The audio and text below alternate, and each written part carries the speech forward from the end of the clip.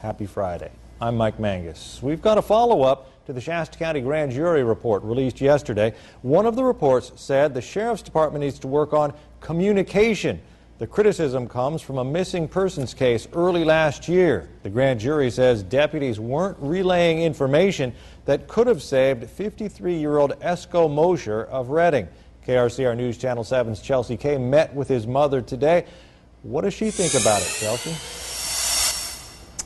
Well, you know, Mike, even though it's been a year and a half, Gloria Mosher is still very shaken up about her son's death.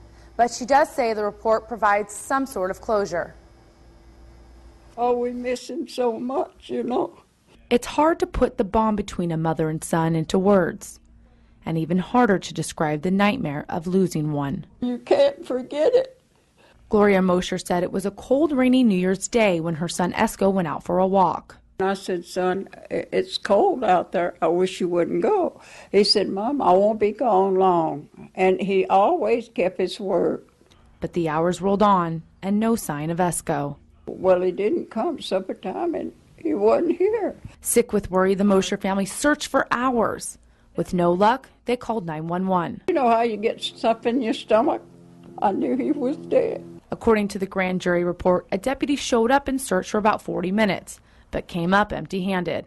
A Be on the Lookout bulletin went out, which said Esco was an overdue at-risk missing person because of his extensive medical and mental health history. The family told the deputy Esco spent the previous night in the hospital for a mental health evaluation. But that information never made it to a supervisor. My daughter begged the guy from the hospital talking to him, said, can you keep him a few days? Gloria said she could barely sleep, and it felt like the longest night of her life. You just lay there and think and wonder where he is. 2 days went by, and even though the family called officials multiple times, they say nobody ever came to help. When deputies heard Mosher might be at a friend's house, they downgraded his status to overdue and not at risk, even though there were no changes in his mental health or any sign of him, a violation of the state penal code. The Moshers were getting desperate. And I walked all that riverfront where he was, but we couldn't get down that hill. Deputies came back, and after 2 hours of searching, they found him. This is the ditch where Esco's body was found 5 days after his family reported him missing. He was so close to home, and he couldn't get home. And them lying in a ditch for 5 days. He was found about a mile away from home.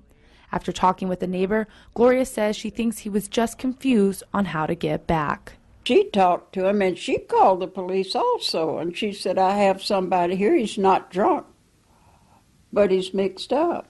Gloria said this is one of the most devastating things she has ever gone through. She only hopes their complaint to the grand jury will change things. It makes me feel bad because maybe somebody else won't go through this. Even still, it won't bring back her son. You don't ever forget it because you go down that road, you know, and you can't forget it. Now, Mike, the grand jury has a set of recommendations for the Shasta County sheriffs. When dealing with missing people who are at risk, they suggest having better written and oral communication between deputies and supervisors during shift changes, and to routinely check in with their search and rescue supervisor. Chelsea Kay, KRCR News Channel 7.